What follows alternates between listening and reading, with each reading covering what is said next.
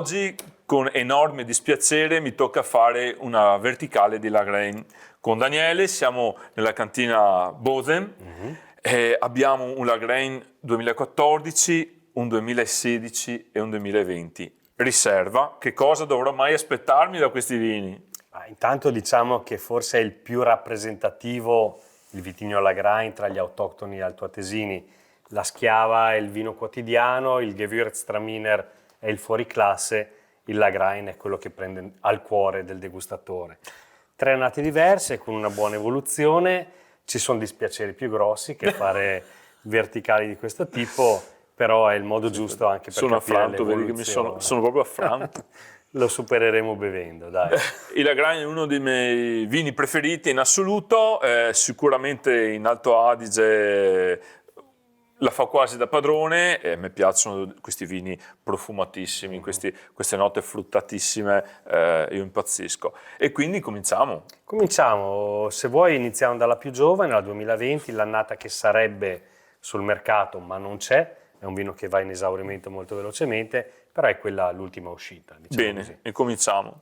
Intanto tutti hanno un colore molto Assolutamente intenso, con questi riflessi ancora violi, e l'acino del Lagrein è molto piccolo, quindi è un vino che tende a colorarsi abbastanza facilmente. Nel Lagrein giovane hai soprattutto queste spinte fruttate di ribes, di mora, di lampone. Deciso, intenso, i frutti di bosco classici. È un vino che nonostante la fermentazione in legno e un anno di barrique, di cui anche parecchio legno nuovo, lascia parlare il varietale, lascia parlare il frutto, non viene coperto da questi sentori. Ha comunque una morbidezza, una rotondità, anche in bocca appunto molto complesso e molto molto equilibrato. Sì. Stupisce perché guardando un vino con questa intensità colorante ci si aspetta un vino anche molto ruvido in bocca con un tannino aggressivo, invece ha una morbidezza importante, piacevole, che non cade nel troppo molle, ma è comunque un bel nervo di acidità che la sostiene, e secondo me è la carta vincente del Lagrein fatto in questo modo qui.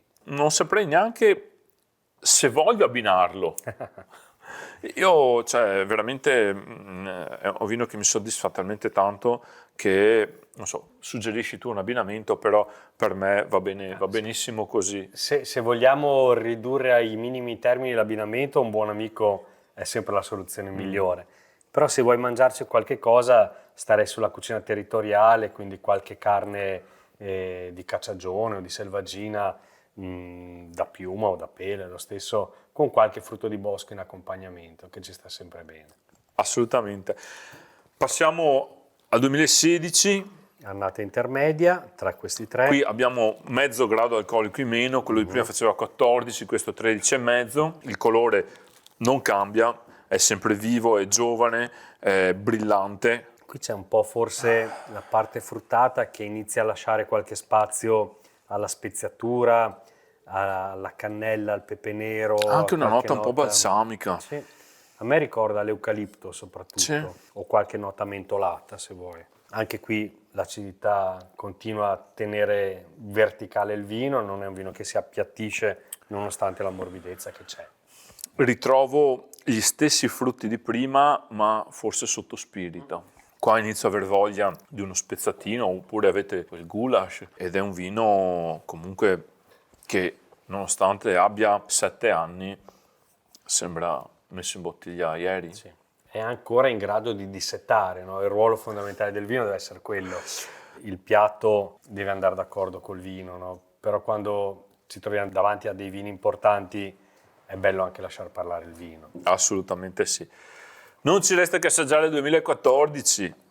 La 2014 è stata un'annata che tutti si ricordano come una delle peggiori nella storia, in realtà è stata umida nel periodo estivo, ma poi soprattutto sulle varietà tardive, Lagrein non è proprio tardivo, però medio tardivo, ha avuto il tempo di riequilibrarsi, di portare in cantina un'uva sana, croccante, varietale, buona, e a distanza di anni abbiamo ragione nel dire che non era poi così male l'annata. No, 9 anni, è un colore brillante, acceso, l'intensità è praticamente impenetrabile. Lo abbiamo sentito al naso anche prima, dava delle note di foglia di tabacco, adesso forse si sta evolvendo più allo speziato, al cioccolato bianco anche. Si esalta anche la parte balsamica, questa nota un pochino mentolata che nell'evoluzione stessa della grain salta fuori, i toni di cioccolato, di torrefazione che sono tipici del vitigno si sentono molto bene. E poi inizia a avere 9 anni, quindi un'evoluzione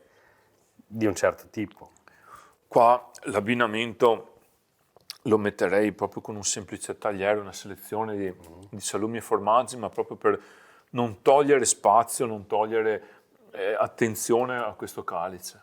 Allora ti porterò in Malga e andiamo ad assaggiare uno speck di quelli veri, autoctoni, sì. con una buona parte di grasso che ci sta bene. Ottimo. Il bello della grain che può essere bevuto giovane, bevuto maturo e riesce a soddisfare il palato in ogni caso. Noi qua siamo arrivati al 2014, ma storicamente in cantina fino a quando arrivate? Siamo partiti dal 1988, è stato l'anno di introduzione anche della barrique nella cantina. Diciamo la grain non è la varietà più longeva, però è bello tornare indietro e assaggiare qualcosa di veramente maturo. Qui abbiamo fatto 2020, 2016, 2014, la prossima volta magari andiamo più in là con gli anni? Ti stupirò con effetti speciali. Ragazzi, io brindo col 2014. Sì.